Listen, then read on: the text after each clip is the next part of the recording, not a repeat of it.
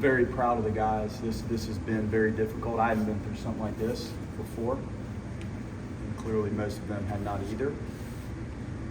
Baumeister was what we see in spurts, but then the spurts were combined and extended.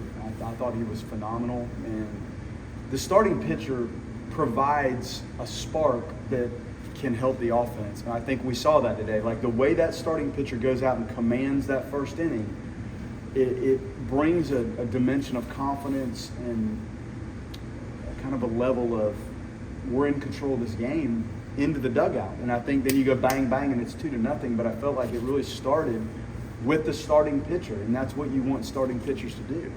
That might be his 10th career start, and this is still somewhat fresh for him and new. I mean, there's guys that have started 50, 60 college games. And I've seen him string it, but I hadn't seen him string it like he did today. I thought his fastball was great. The big breaking ball was clearly in play, and he could expand down with it, did a nice job. He expanded in and out, expanded up a little bit, and his changeup was in play. Not as much with the slider, but phenomenal, in control of the game, and that's what you ask your starting pitcher to do. And we had enough offense. The extra base hit was in play. Jaime, that was clearly big.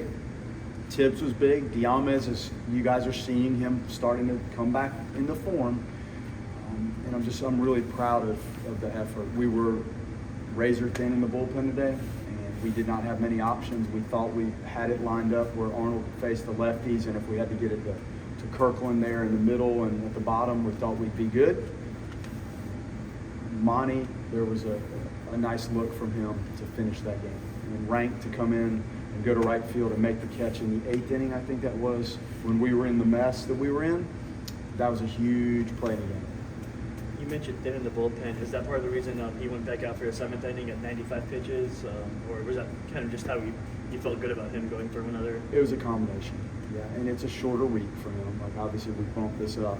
So that was a concern.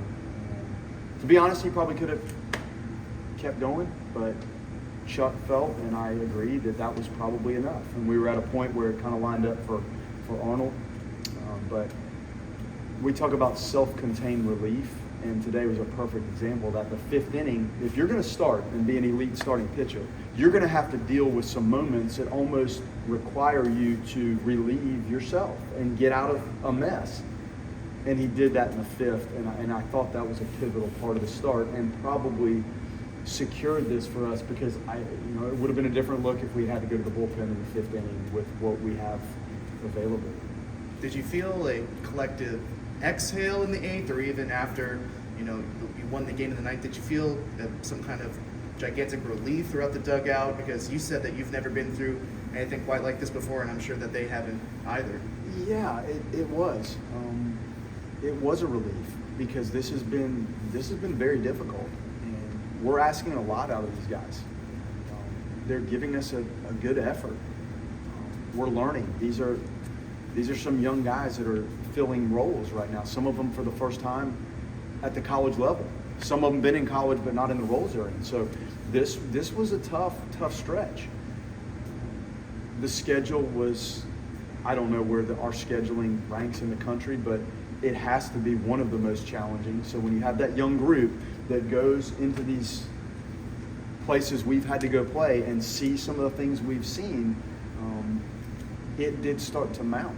So yes, there was an exhale, but we have to keep playing better. If we can continue to get starts like this and produce enough offense and play clean, which we weren't completely clean today, but it was clean enough, there will be more of this. If not, then it's not high enough level baseball to beat the people we're going to have to consistently beat. So this was great, but you also can absorb, like, when you do it right, this is what it should look like. And we've also seen cases where we haven't. And I think a lot of that is the youthfulness combined with the challenges of what the schedule has been out of the gate. You've talked about sequencing being the next step for J-Bond.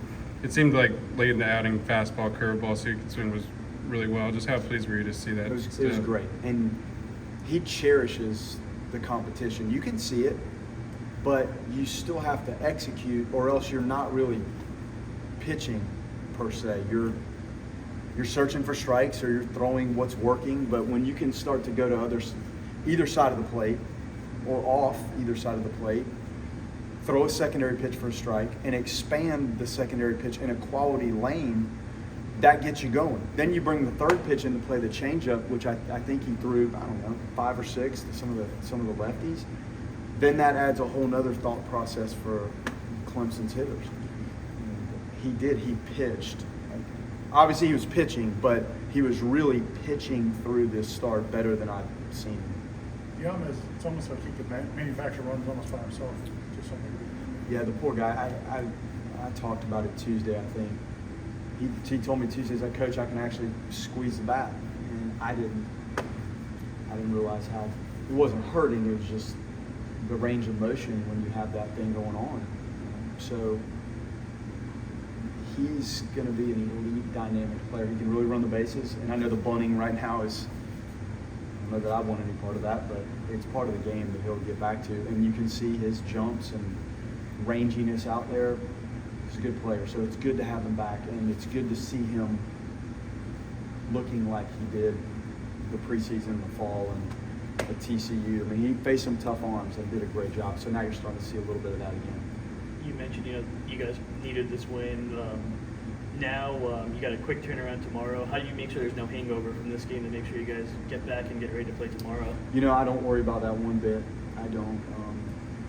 These guys know what they're dealing with here. They're going to be just fine. And you have Whitaker going, so you hope you can get another good start, and then we'll sort out what we have to relieve him if needed. So the guys will be great. Like this was good. This was something we desperately needed. I'm not telling you anything you don't know, so I don't worry about.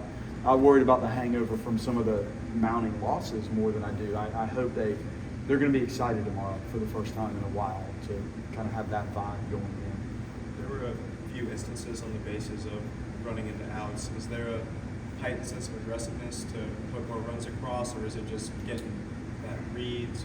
Or one of them was a hit and run. We were in a 2-1 count, and we were trying to get Holbrook going a little bit. And Big Gordon, I guess, he throws a lot of strikes. So that was something we were going to find a moment to try to do, to try to kind of jumpstart some things. That was an out on a steal.